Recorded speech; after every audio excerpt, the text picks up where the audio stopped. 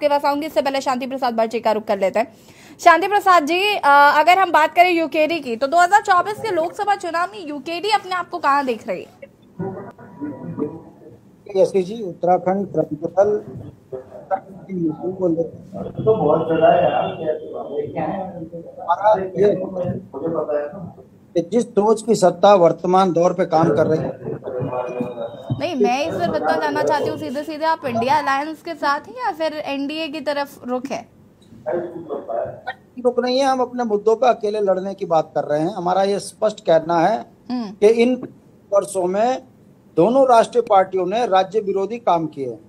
सवाल बात का नहीं है जो भारतीय जनता पार्टी मुद्दा विहीन राजनीति कर रही है और अब जनता का ध्यान भटकाने के लिए कांग्रेस मुक्त भारत की बात कर रही है। नहीं, ये सवाल मैं शांति प्रसाद जी से पूछ रही हूँ क्योंकि अभी नगर निकाय चुनाव है, संभवतः हो सकते हैं, उस लिहाज से जरा जवाब दीजिएगा। हम अकेले चुनाव लड़ेंगे। हमने कहा ना कि राष्ट्रीय पार्टियों के साथ हाथ मिलाने का कोई कारण नहीं है हमारे पास। कांग्रेस के शासन काल में भी कहीं ऐसा नहीं हुआ है कि उत्तराखंड में भ्रष्टाचार ना हुआ हो। हमारा कहना है कि यदि लोकसभा चुनाव आएंगे तो हम फिर वही पूछेंगे कि वन अधिनियम पे परिवर्तन क्यों नहीं किया जब जंगली जानवर हमारे बच्चों को मार रहे हैं। हम ये जरूर पूछेंगे कि उत्तराखंड के अंदर परिस्थितियां राज्य की लूटी जा रही हैं, उत्तराखंड के अंदर सख्त भू कानून क्यों नहीं लगाया जा रहा। तो हमारा तो बुनियादी सवाल है, इस पर दोनों राष्ट्रीय पार्टियां एक हैं, इस कारण इनके साथ अलायंस करने का कोई मतलब नहीं बनता। हाँ, इतना जरूर है कि भारतीय जनता पार्टी को राष्ट्र विकास के लिए 2 टर्म जनता ने दिए और उन दोनों टर्म में आपने देखा ना लोकपाल पे काम हुआ, ना राज्यों में लोक आयुक्त कानून लागू हुआ, ना भ्रष्टाचारियों पर कार्रवाई हुई। हाँ, इतना जरूर है कि भारतीय जनता पार्टी ने राज्यों से लेकर देश तक संसाधन बेचने शुरू कर दिए। जिस देश के अंदर 60 सालों में 65 लाख करोड़ का कर्जा राष्ट्रीय पार्टियों ने लिया था, आज साल में ये 100 जो लाख करोड़ रुपए ये कर्जा ले चुके हैं। और इससे बड़ी बात यह है, रेल बेच दी, पेट्रोल बेच दिया और हमारे सारे संसाधन बेच दिए। आप सोचिए, जिस देश के संसाधनों में पूंजीपतियों का कब्जा हो जाएगा तो फिर इस देश को चलाने के लिए सरकारों के पास बचेगा क्या। मैं पूछना चाहता हूं यशी जी, अगर रेल बेच दी तो रेल मंत्री खत्म, अगर एयरपोर्ट बेच दिए तो फिर उड्डयन मंत्री खत्म। तो भारतीय जनता पार्टी का जो विजन है ये बता नहीं पा रहे हैं कि अगर आप सारा प्राइवेटाइजेशन कर दोगे तो फिर मंत्रालयों की जरूरत क्या है, फिर इस देश में प्रधानमंत्री की भी जरूरत क्या है, एक पूंजीपति चला लेगा देश को। कहने का मतलब है, जिस लोकतंत्र के लिए देश के बड़े बड़े शहीदों ने अपना बलिदान दिया, बड़े बड़े मतवालों ने अपना सब कुछ दांव पे लगाकर इस देश के निर्माण में अहम भूमिका निभाई, इन राष्ट्रीय पार्टियों में भारतीय जनता पार्टी एक ऐसी पार्टी उभर कर आई जो धीरे धीरे राष्ट्र के नाम पर राष्ट्र की संपत्तियों को बेचने लगी। परिणाम आपके सामने है, 100 लाख करोड़ का कर्जा है और देश के अंदर रोजगार खत्म हो गए। देखिए, सवाल इस बात का नहीं है कि रोजगार खत्म हो गए, हम ये कह रहे हैं कि कांग्रेस के शासन काल में पेंशन भी मिलती थी, नियुक्तियां भी मिलती थी और देश के अंदर विकास के ताने बाने भी बुने जा रहे थे। इन 9 सालों में ना तो कोई शैक्षणिक संस्थानों में कोई उत्थान किया। हाँ, इतना जरूर है, कॉलेज बंद होने लगे और प्राइवेटाइजेशन का हाल ये हो गया कि हॉस्पिटल तक इन्होंने प्राइवेट के हाथ में दे दी, सरकारी हॉस्पिटलों में दवाई तक नसीब नहीं हो रही। तो सोचिए, जो पार्टियां सड़क पे चलना दूभर कर दे, सड़क आपको पता है यशी जी मौलिक अधिकार है सड़क हमारे लिए, मगर इन्होंने सड़क भी टोल प्लाजा के हाथ में बेच दिए, शिक्षा बेच दी, रोजगार बेच दिया। शांति प्रसाद भट्ट, मैं वापस आऊंगी इस पर और आगे भी बात करेंगे। सुनीता विद्यार्थी जी, मैं आपसे जानना चाहूंगी, कांग्रेस मुक्त भारत का सपना देखा गया था और अब कांग्रेस मुक्त उत्तराखंड की बात कही जा रही है बीजेपी द्वारा, तो वहीं कांग्रेस का ये मानना है कि वो तैयारी फ्रंट फुट पे करे या जो अलायंस इनका बना है इंडिया, वो कहीं ना कहीं इफेक्ट करेगा। साथ ही साथ इन्होंने अपने ऑब्जर्वर बनाने शुरू कर दिए हैं। ये तमाम तैयारियां अपने अलग अलग लेवल से की जा रही है। बीजेपी को कमजोर समझा जा रहा है, बीजेपी की तरफ से क्या प्रतिक्रिया है इस पर?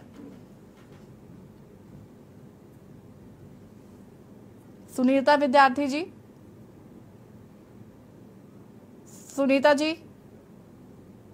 जी जी, यशी जी आवाज आ रही है? जी। देखिए, भारतीय जनता पार्टी अपने सांगठनिक कार्यों में हम लोग जो है आगे लगातार बढ़ रहे हैं और हम प्रत्येक स्तर पर अपनी जो सांगठनिक भूमिका है उसको लेकर हम जन जन तक पहुंचने का काम कर रहे हैं। और इस बार जो हमारा 2 दिन का प्रवास माननीय राष्ट्रीय महामंत्री श्री गोमाता बेटू लक्ष्मी जनार्दन श्री संतोष जी का हुआ है, उनके द्वारा जो हम लोगों में ऊर्जा भरी गई है, सभी कार्यकर्ताओं को जो संबोधन मिला है उसमें यही कहा गया है कि अपने प्रत्येक मंडल के प्रत्येक बूथ पर जाकर 11,647 बूथ हमारे भारतीय जनता पार्टी के हैं और प्रत्येक बूथ पर जाकर हम जन जन में जो है जो केंद्र की योजनाएं हैं, जो राज्य की योजनाएं हैं, उनको लेकर जाए और प्रत्येक स्तर